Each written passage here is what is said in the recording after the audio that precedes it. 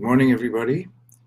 This is Lawrence Kazan Cassini. I'm in Las Vegas, and I'm trying to figure out, we had a little glitch with the internet, and I'm having a little glitch with the live recording here for the phone, which I'm just dealing with, so bear with me for just 1 minute, and I'll sort it out. And here we go. So, good morning. This is Lawrence Kazan Cassini. As I say, I'm in Las Vegas, and I'm here for the event, which is called the A4M Association for Anti-Aging Medicine. It's an event which is one of the largest healthcare or anti-aging events in the United States. They're probably going to be like, I don't know, 3,000 doctors or something like that. It's huge. And we have a booth with 24 scanners going today. So it'll be pretty big. John Whitaker has coordinated this, and there are various groups that belong to this that will be participating. So I'm sorry, I'm trying to get this other thing going, and I don't seem to do it. I'm supposed to have that going, and there should be a bunch of people on that, and I can't hear anything. So, okay, we're in. 1 second. Oh, and it just dropped. The line dropped. Okay. So, one more time.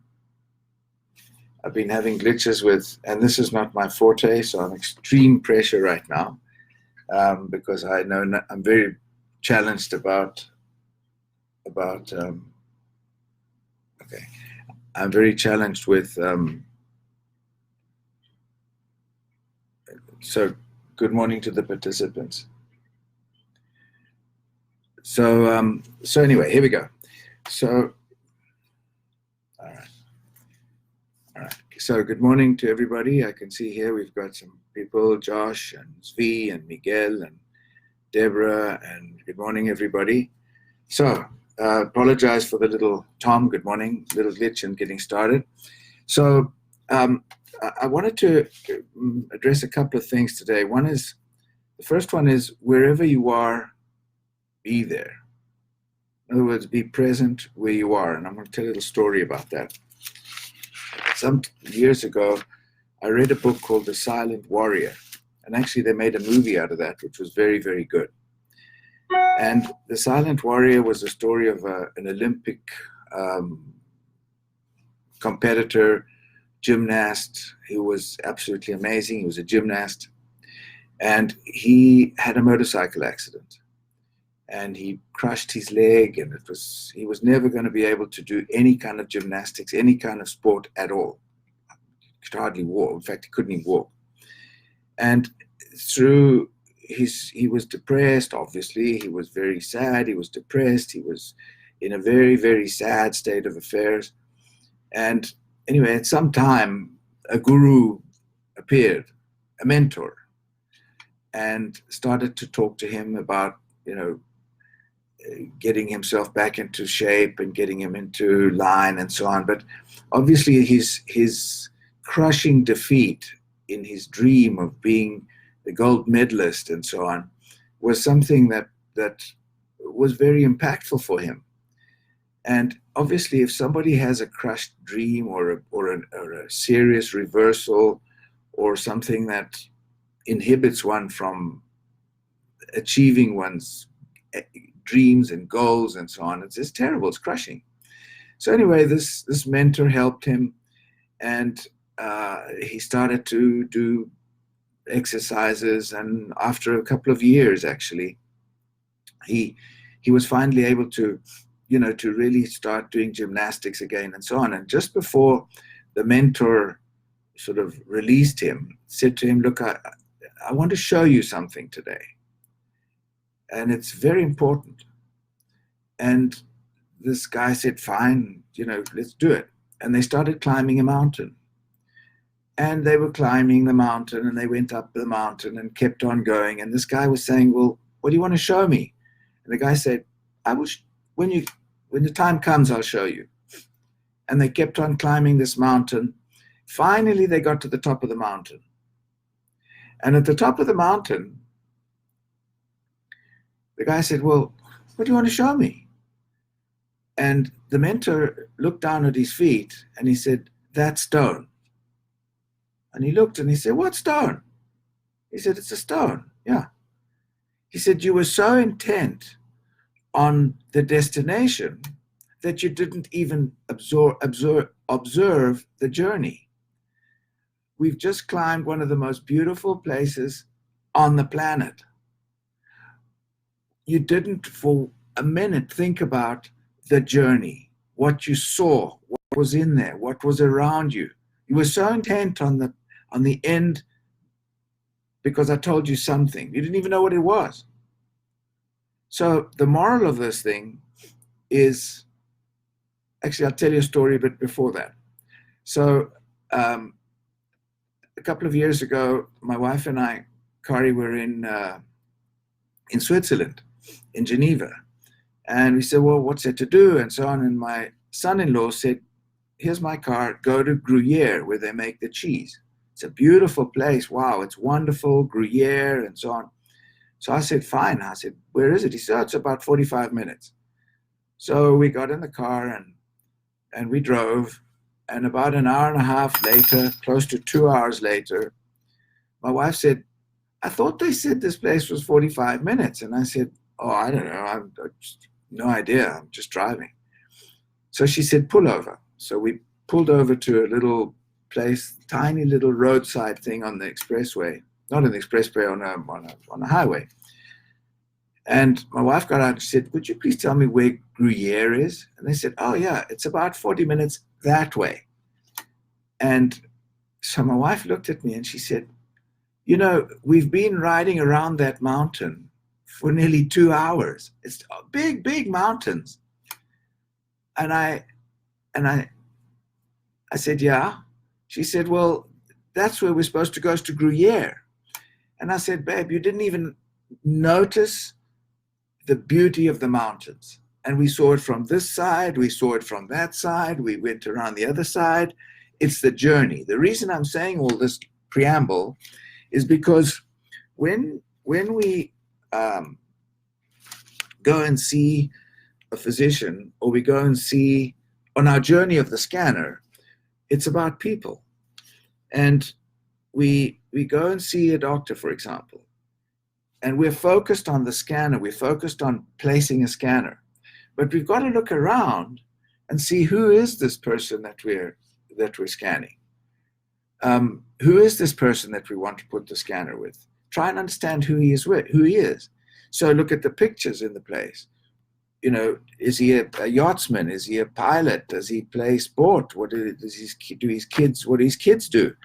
And you'll find something about the person if we're looking at the journey to the scanner placement.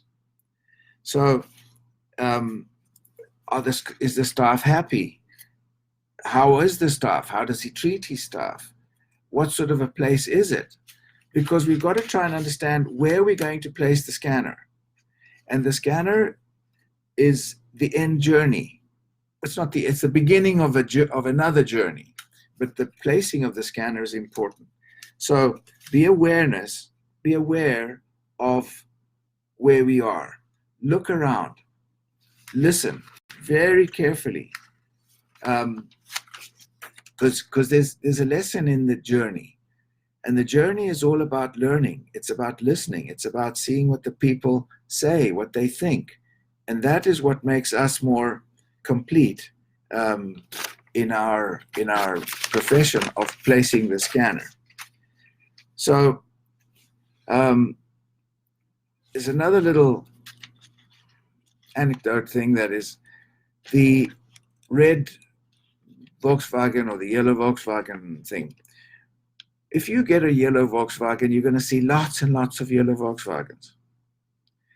And it's not that there are more Volkswagens or yellow Volkswagens being sold, the yellow car syndrome, but that we're now starting to focus on those. So we see more and more yellow Volkswagens everywhere we go, because that's what we've now got in our minds. Oh, I just got a yellow Volkswagen. Wow, everybody else says, wow, look, there's another one. So it's called a reticular active system in your mind. It's a filter. And we start to focus on certain things that we've just started to look at and we've just started to have. Well, I'd like to switch this to the scanners. Let's have this constant focus on the scanner so that you're telling your brain what you see more of what you want. So you place a scanner, you made a relationship. Let's now let's focus on more and more scanners, because it's like that yellow car syndrome. And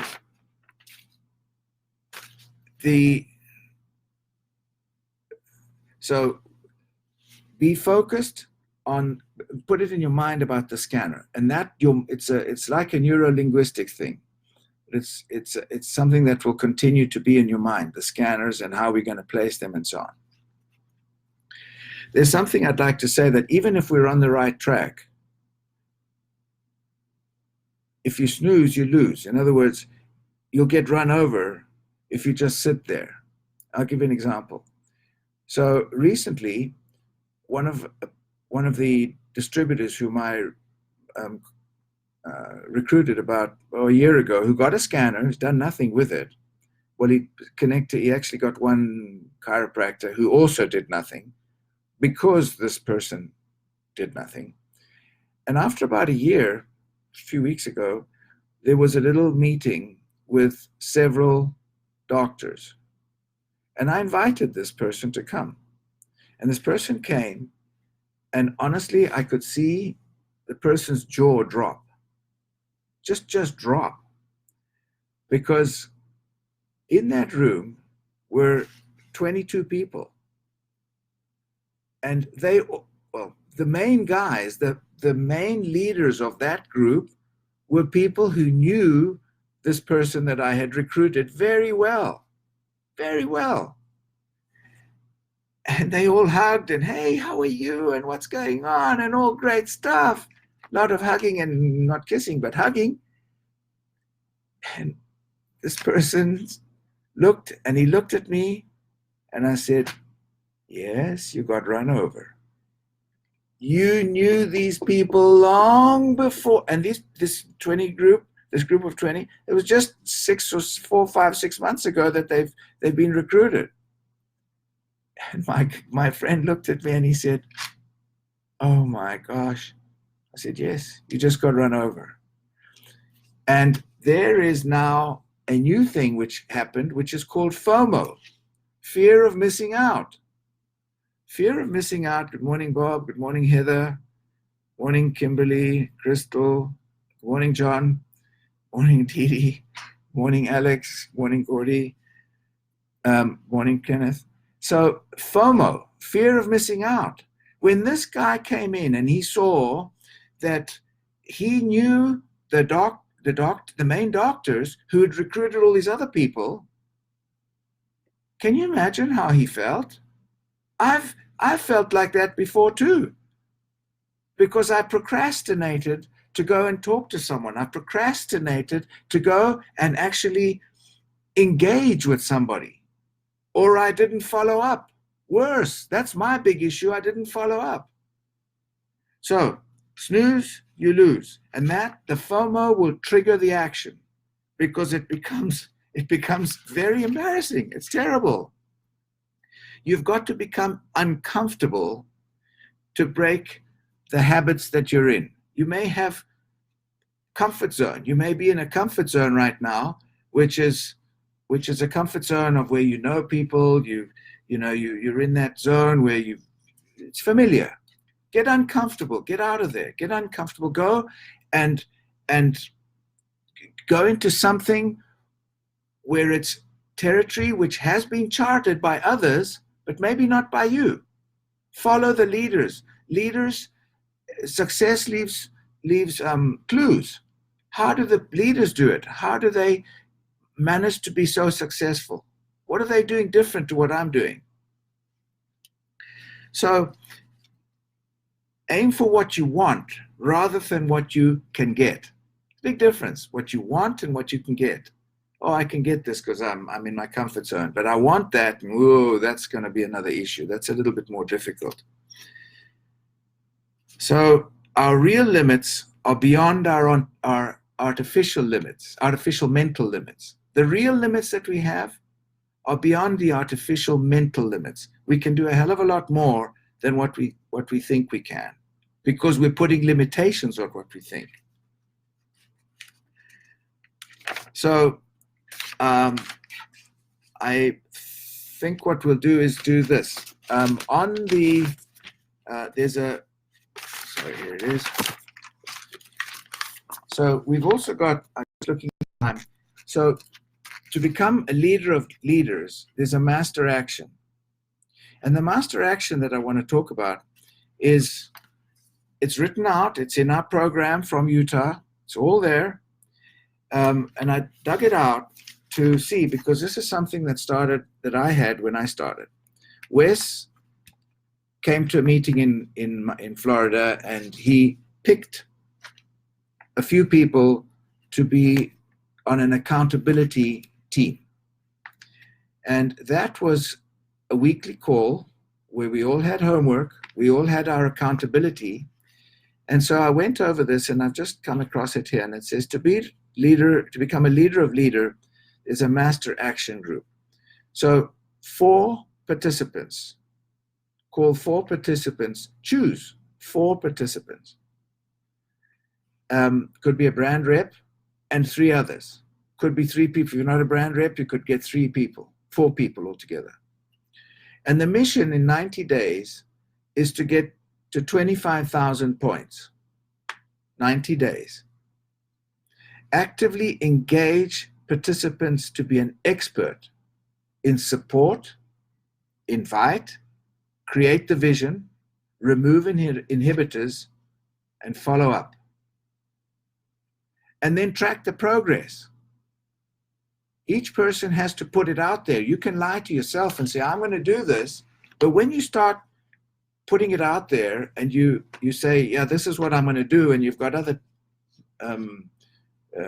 witnesses to say, okay, we're going to hold you accountable to that, and I'm going to do this, and Joe's going to do that, and Fred's going to do that, and everybody's going to do whatever. Now we've got accountability, and that's what this is about, is to have an accountability team. But to have an accountability team where we're becoming an expert in each one of our fields. It's a 12-week participation. That's the 90 days. And in the 90 days, we have to, between the 4 of us, reach 100,000 points. And that includes reading. It includes discussing something that went well during the week, the people that you called. Sorry, I'm in a hotel, so I got myself a little bit hitched this morning with this.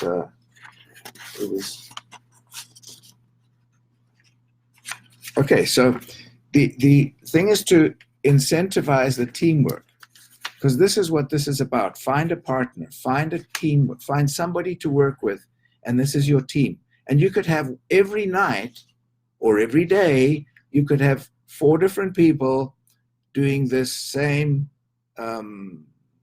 accountability program. And so the people that are incompliant, replace them. When we started, Wes I think we had 11 people. And by the end, there were only like 5.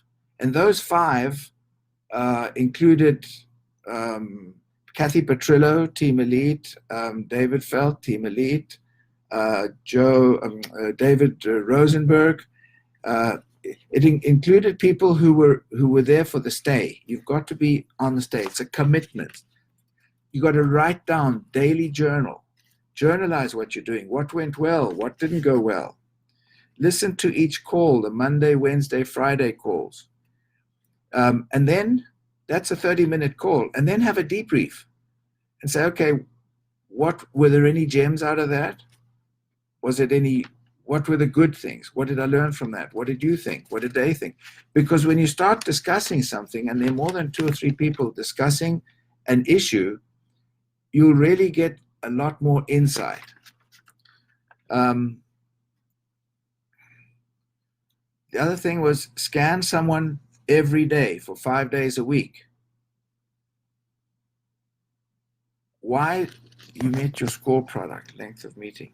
So what was, how many people did you put on product? Remember last week, I think I invented something and I said, the number of ADRs is directly proportional to the understanding the client or patient has of what the scanner is doing. That's what the scanner operator's expertise is in explaining, is understanding the client. That's why we have that questionnaire. So the number of ADRs becomes crucial, and it's directly proportional to the understanding the patient has or the client has of the scanner.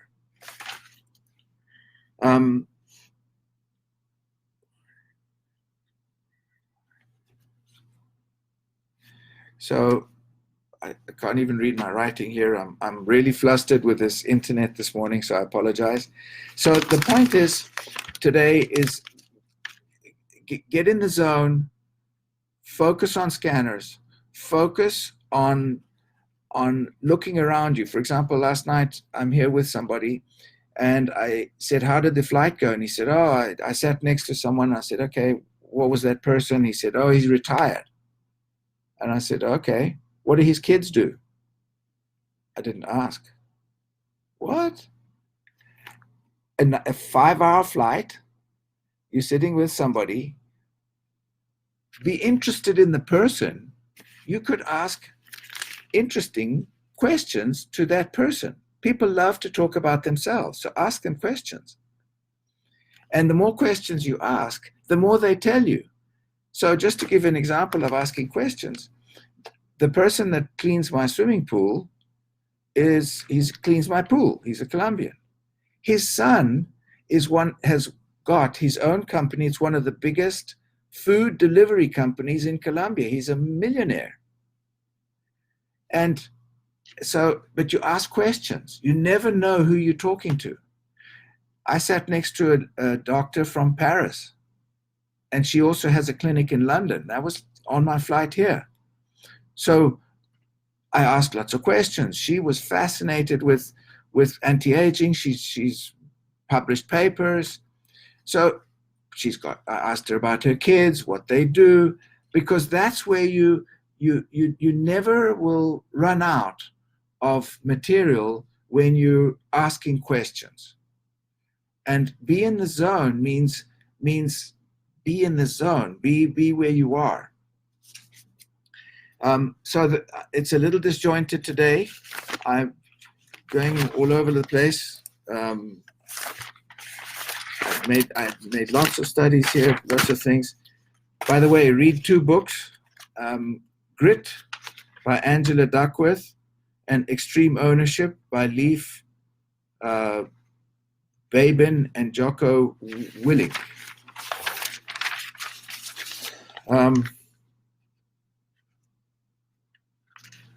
So getting back again, if you fail, you're not defeated. Defeat doesn't mean that you're defeated. It means that you've just got to get up and start again and get moving. I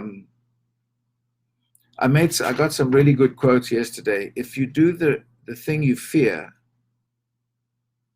death of fear is certain. If you do the thing you fear, it's like bite the frog. There's a book called Bite the Frog, Eat the Frog. It's the first thing you do in the morning. The worst possible, horrible, most disgusting thing you can think of, that's the first thing you do. Because when you've got that out the way, the rest is just easy. But you've got to get that. Otherwise, you'll procrastinate to the hard thing at the end, which is eat the frog. I mean, what is the eat the frog? It could be, a call that you're dreading. It could be somebody that you're really worried about calling. That's the big one. Oh, I don't know what, he may not be there. He may not want to talk to me. She may not be there, whatever. So,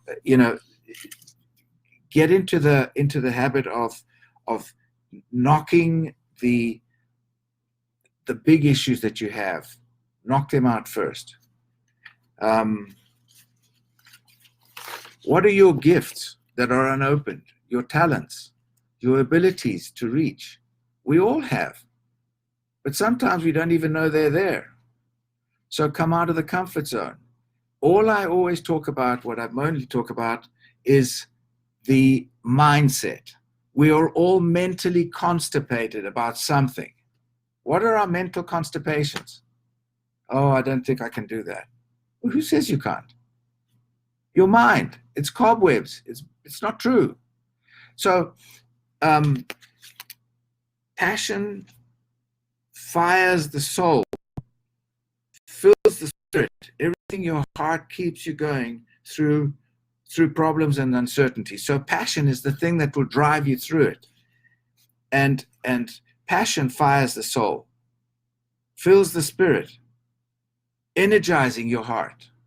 So even if you're not sure of something, just have passion to do it. Like right now, honestly, I feel like I've been swimming in mud because the internet didn't work. I couldn't get the other thing to work. And I'm in a panic.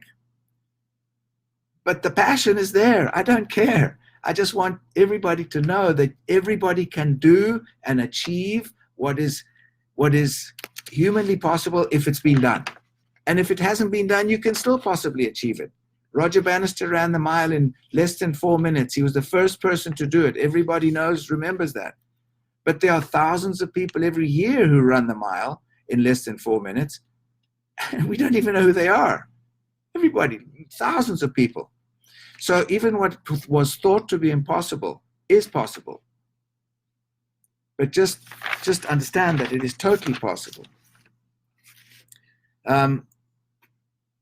Feed the flame of passion and vision of your dramatic dreams. The dramatic dream is what? 1 scanner a week.